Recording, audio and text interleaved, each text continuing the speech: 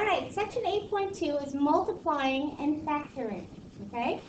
Now, you can use the distributive property to multiply a monomial by a polynomial. Remember, mono means one, poly is more than one, two or more, okay? So this, even though this is, more specifically, this is a binomial, right? Because there's two of them, right? More specifically, it's a binomial. In general, you can call it a polynomial, okay? So, we are going to use our distributive property. So, that means that the 2x gets multiplied by everything inside the parentheses, okay? So, we end up with 2x times 3x plus 2x times 1. And then we can simplify this, okay? So we have 6, and then x times x is x squared plus 2x times 1, of course, is just 2x. And there is your multiplied term. All right, problem 1 is multiplying a monomial and a trinomial. So we want to know what is a simpler form for 5n times 3n cubed minus 2n squared plus 8. All right, so just like we did in our first example, we're going to use our distributive property to multiply the monomial times everything inside the parentheses, okay? So we end up with 5n, we end up with 5n times 3n cubed minus 5n times n squared plus 5n times 8. Now, eventually, you will be able to skip this step. Eventually. Right now, though, I want you to make sure you write it down. So now we simplify. So, and again, we're multiplying in any order we want, right? So this is going to be 5 times 3 is 15. This is n to the first times n cubed. So that's n to the 1 plus 3, which is n to the 4th. Minus, over here we have 5 times, there's no number over here, so it's just going to be 5. And then now, n to the 1 times n to the 2, 1 plus 2 is? So this is going to be n cubed. And then over here, 5 times 8 times the n plus 40n. Problem 2 is finding the greatest common factor. Now, factoring a polynomial reverses the multiplication process. When factoring a monomial from a polynomial, the first step is to find the greatest common factor of the polynomial's terms. Now, when we do this, finding the greatest common factor by using prime factors. We need to list the prime factors of each term. Okay? The first thing we want to do is we want to take each term and we want to break it down into its prime factors. Okay? So, we've got 3x to the 4th, and we've got a negative 9x squared, and we've got a negative 12x, negative 12x. So now we want to break this down into its prime factors, okay? So 3 is already prime, so we've got 3. X to the 4th can be broken down to x times x times x times x.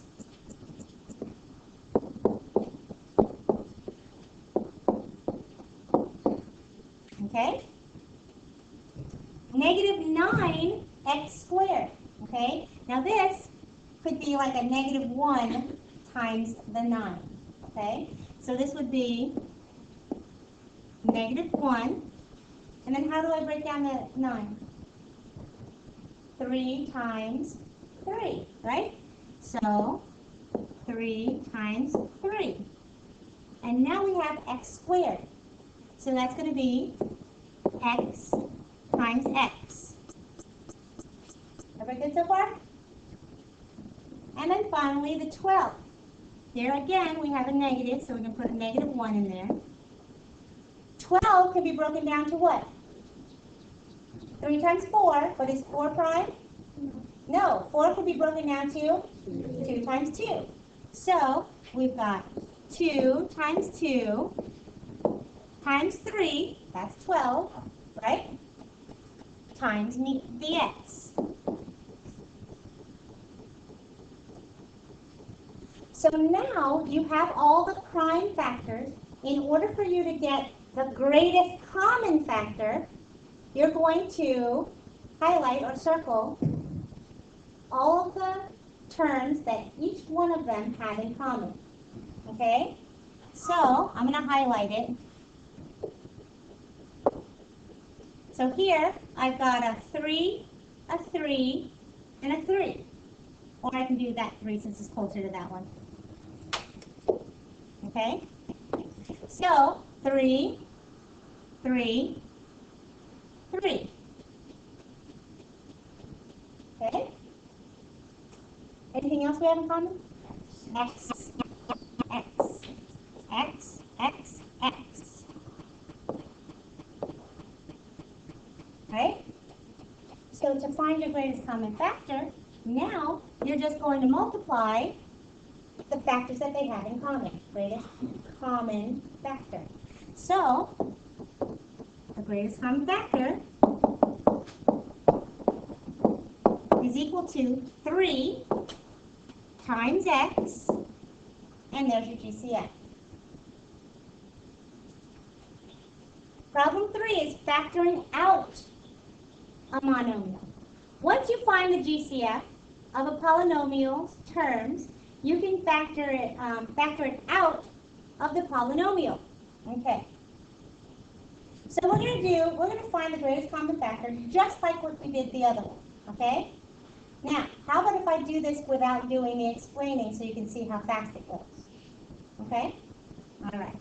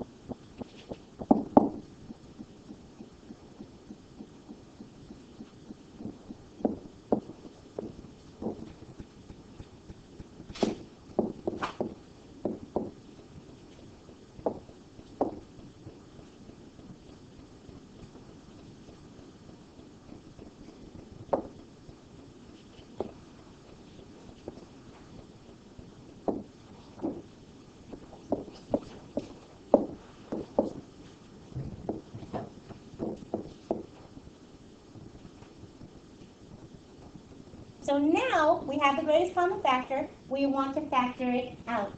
Okay? So when we factor the greatest common factor out, tell me again what operation is that when we factor it out? It's division, right? Now, when we put it in, it was multiplication. And do you remember what you called it? The distributive property. Very good. And do you remember what the distributive property looks like? You have a monomial on the outside, right? And then you have parentheses, and that monomial got multiplied inside, right? So when I'm factoring out and I'm dividing, where do you think that greatest common factor is going to be when I factor it out? On the outside of the parentheses. You see? So it's just backwards from the distributive property.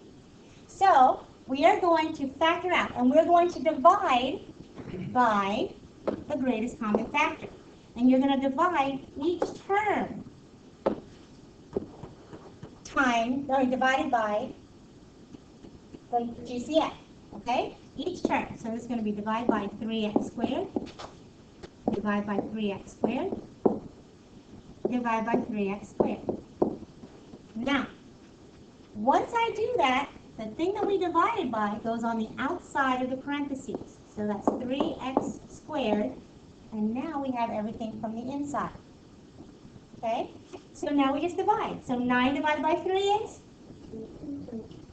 What? 3. Okay. And then x to the 6 divided by x squared is x to the 4th. Very good. So that's x to the 4th. Plus 15 divided by 3? 5. And then x to the 4th divided by x squared? X squared. So this would be x squared. And then 12 divided by 3? 4. And then x squared divided by x squared is just 1. Do I need to write times 1 here? And you're done. So this is the term with the greatest common factor factored out. Problem 4 is factoring a polynomial. A helicopter landing pad, or a helipad, is sometimes marked with a circle inside a square so that it is visible from the air. What is the area of the shaded region of the helipad at the right? We want to know what's the red part, okay? What's the red part? Write your answer in factored form. Now the steps to do this are written here. Okay? We're going to find the area of the shaded region. We want to factor the expression. And then we're going to factor out the GCF. Okay? So the first step is to find the area of the shaded region. How am I going to find the area of the shaded region? Oh, you're smart. In order to get the shaded area, you're going to take the area of the square minus the area of the circle. Okay? So, we're just going to write it in English, okay? So the area of the shaded region is equal to the square area minus the circle area. All right. So how do I find the area of a square?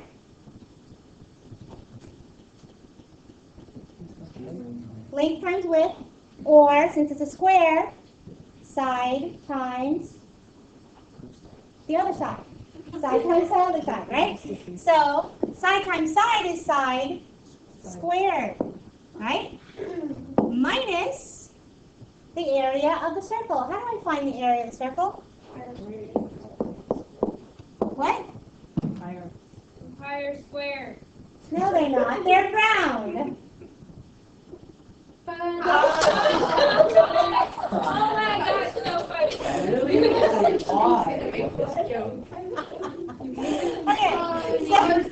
Okay. So side squared. So the side of the square is 6x, right? So we have 6x quantity squared, okay?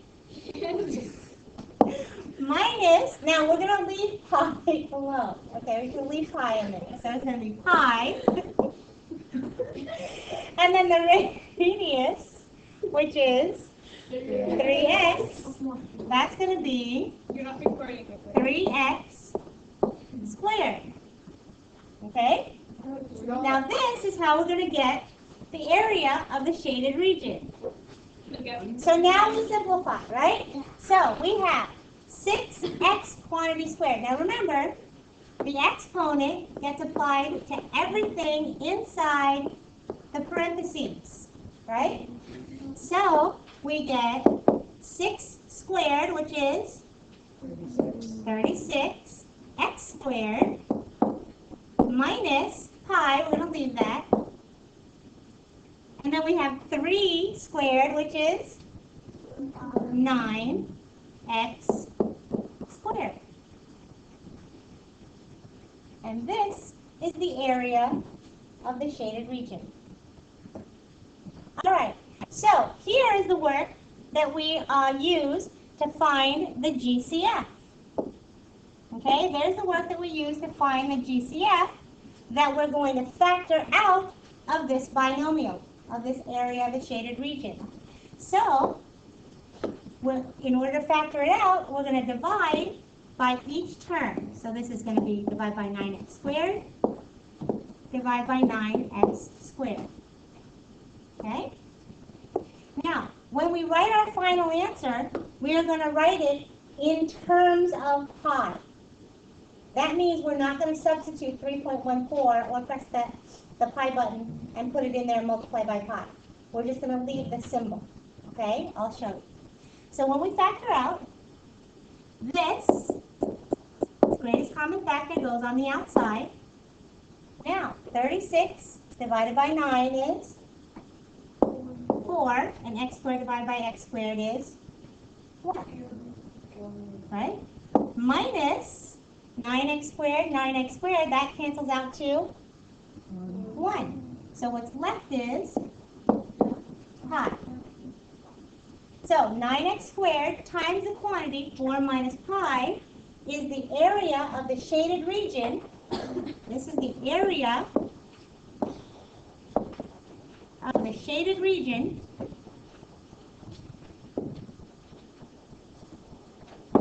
in terms of pi.